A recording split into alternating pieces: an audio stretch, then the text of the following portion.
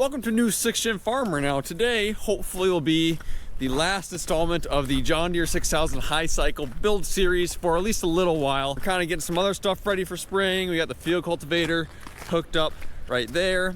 We got our big sprayer in the shop at the moment, the Fast 9524T. The 6000, basically, I should be able to get it done good enough for now. That way we can focus on some other things in the spring.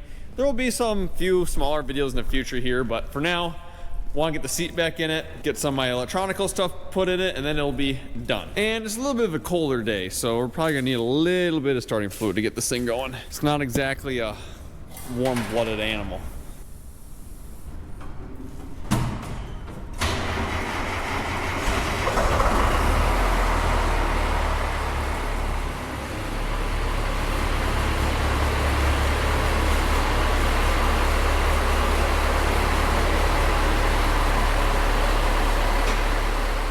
So the first thing on the agenda is to get this seat rebuilt and put back in the sprayer, because at the current moment, if you guys watched to the end of my last Highboy build video, I have the Wayfarer.com special in there right now, which does not have any suspension, and you know it. So off camera here a little bit, I got the new bearings pressed into the arm here. I just used a vise, it didn't take very long, pretty easy. We put some new grease zerks on these bushings that are in here. Got the bushings pounded out, cleaned them up, and now I just gotta take this bolt with the what's left of the old bearing off, and I should be able to start reassembling this seat suspension. So these bottom bearings still seem to be in pretty good shape. Can easily move them around, so we're gonna keep those in. Basically, this arm just has to attach right here. Put that in, and then I need to work on the spring assembly a little bit here too, mostly with a sander wheel. Okay, so this goes like this.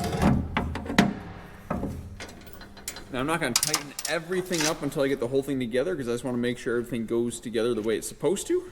Put all this stuff on. Yes. Yes! So as I was finishing up putting this arm on, I realized there's another issue here that I might need to tackle. I don't know if you can see this crack, this like perfectly square crack on this side of this bolt, and then this crack right here that comes down. Probably just put a quick little bead over those and make sure nothing there moves.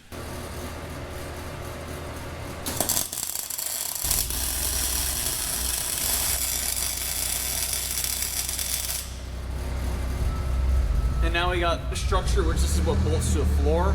And it's pretty rusty here. This goes underneath the floor mat. I'm just gonna clean up a little bit, throw a layer of primer on it, call it a day, just to protect it a little bit. You're never gonna see this being that it's under the floor.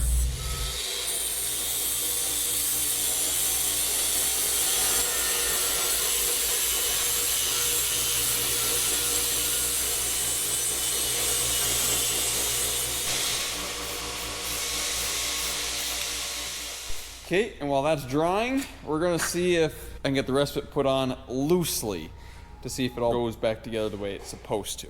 There we go, got it back together loosely. It works, but if you notice right here, that is poking through. I can't get that bolt tight because there's so much wear on it. And the only reason you're able to take this thing apart is if you want to service the shock that's inside the spring. But you have to buy the whole assembly if you want to repair that shock, and it's really expensive. I'm not going to do that. So I'm just going to weld this nut on the top, call it the day. Look at this. No squeaking. Nice travel. Got it welded together, tightened up. Looks really good. Now I'm going to see if I can get some grease in these grease zerks and put it back in the cab. Take this out. Uh-huh. Yeah. Here we go. Lift this up. Then this side, getting it slowly but surely.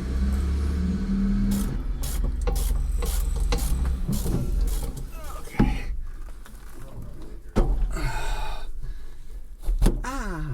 Smash a finger.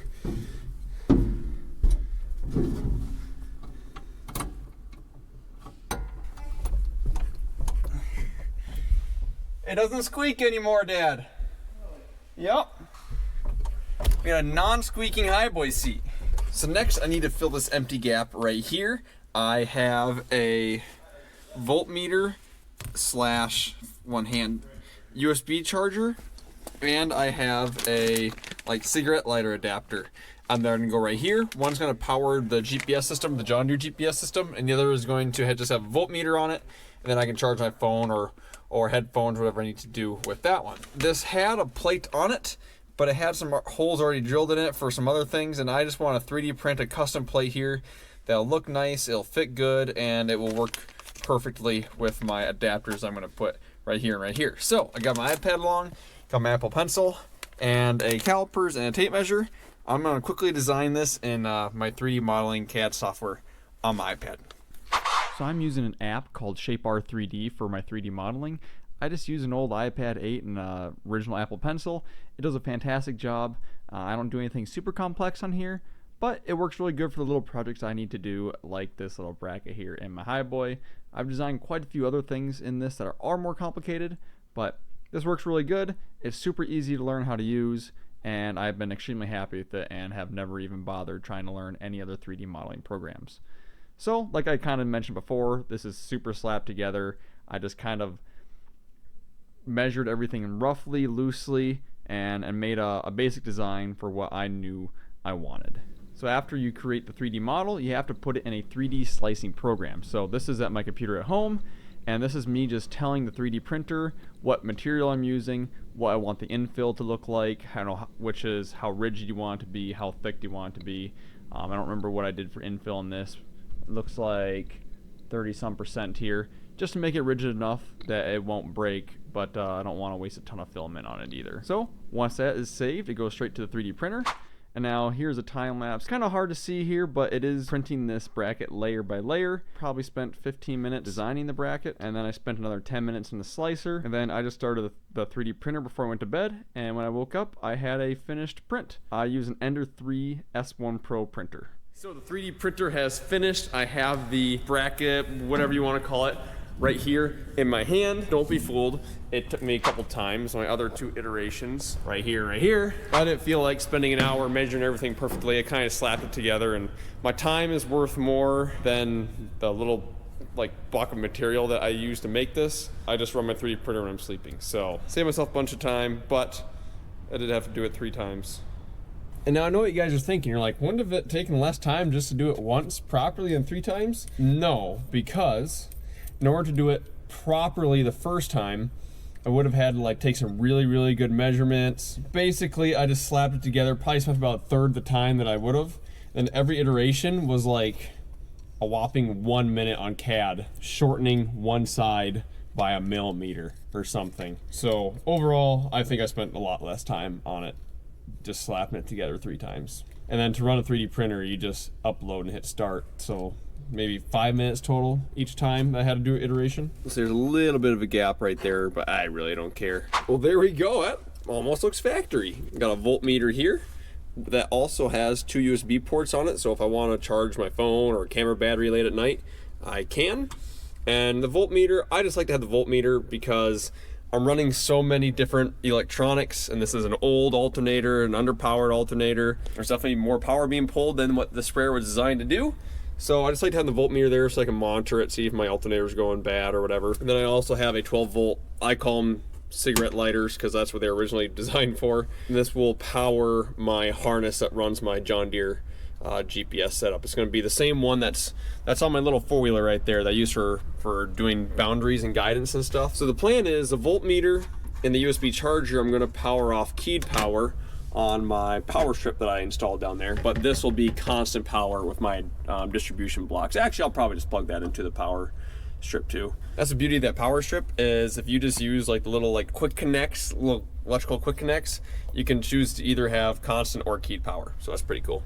Okay, got everything plugged in. I'll probably try and clean up these wires a little bit later. I did test my 12 volt plug here. That does work. Hey, 12 volts. And then USB ports will work when the key's turned on. But if I don't want to use USB ports, I can close this little lid. Now we're at 11.9 volts. Keeps my USB ports dust-free, but it still has a little see-through section, so I can still see the volts. Yes, I do have this voltmeter right here, but it just has a green line, and I don't really know, like, there's no numbers on it, so I have no idea what to reference, and I don't know how accurate that is. So having this will be very nice to have. The most advanced 6000 cab we have. Okay. So, Bluetooth radio. Okay. Yeah. Now let me turn the key on. When I turn the key on, the MTG turns on. Okay. And then the voltmeter also turns on. Okay. Which is also a USB port for charging phones and cameras and iPads and whatnot. Then I got a cigarette lighter there. Okay. My power distribution block and my power strip down there. Okay. So which is also keyed power. And then I'm going to put my monitor right in front, right here. Pretty cool. Yeah, I guess. You've tricked out Highboys are your thing, I guess you're... Oh, and yeah, also, guys, I got my hazard lights working. Turns out that this just had some wires unplugged in it, but I need a light bulb for the other one. So you want to go to Esterville? Yeah, just waiting for the truck to get back. Oh, okay. You have your phone, you can look it up where the truck is. Yes, I do. I do, I have used that daily. Yeah, no, Like, I see, will he be back soon? I need to get over there and... So I put an MTG in our semi. Yeah, it doesn't really, hasn't really moved in 18 hours, it says. Well, so much for that working good. It worked good yesterday. And every other day. Oh boy, not gonna lie to you guys, I have no idea where I left off this video because last time I filmed for this video was like a month and a half ago. I've done a little bit of work to my Highboy off camera. So I went and I put some nozzles on it. I'm currently filling it full of water, and I did install my GPS bracket and my monitor bracket off camera. Nothing too exciting, I'll show it to you guys quick. Basically, for the glow bracket, I just kind of lifted off the roof and then bolted it onto the top. Pretty simple, nothing fancy there. I was going to use an Agri GPS one, but I actually, someone bought my last Agri GPS one the day I installed this, so I just went to Deere and bought one of theirs. Because I didn't feel like waiting to get more shipment in. And then I put a RAM mount right in front here, in front of the steering wheel, so the monitor will be right here, right where I can look at it and still pay attention to where I'm going. And then I also put my speed sensor up on the roof, and that's this little SkyTrack thing right here. I'm filling it up right now, and then we're going to give it a test spray. I have no idea. The pump might be shelving this thing. I have no idea. And Dad's grading the driveway. Self-test. 8.5 miles per hour. Let's do that. Turn this pump on. Nope. Push down. There we go. Rev her up.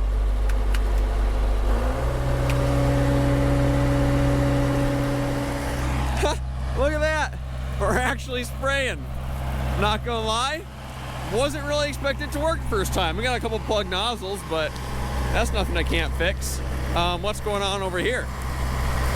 I got 4 nozzles that aren't turning on. Are they all plugged? Am I about to get sprayed? Got a half plug nozzle here. I did get this one working.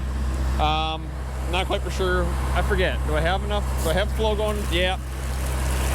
Partially plugged nozzle again, I think. Yeah, I'm gonna need a air nozzle for that one. Let's see if all 3 of my sections work. Boom 1. Is this backwards? Why is boom 1 on the right? Boom 2, the next one, and boom 3. They all work, they're just backwards. You guys have no idea how glad I am that that like mostly worked on the first try. I was expecting to have to do some like major fixing in order. I was expecting me to turn the pump on. Either the pump was shelled out, a hose, there's gonna be water spraying everywhere. For the most part, everything seems pretty good. I do have one electric valve that seems to be leaking some water. Not quite sure where that's coming from. I also seem to have a little bit of water leaking down on the bottom of this tank for some reason. It's leaking right there and coming down. Okay, well, a couple of leaks. I can deal with that. Pump it up, pump up the jam. Okay. these bad boys out. Well, there we go, guys. That's gonna be the end of this video. Thank you for watching. I'll see you in the next one.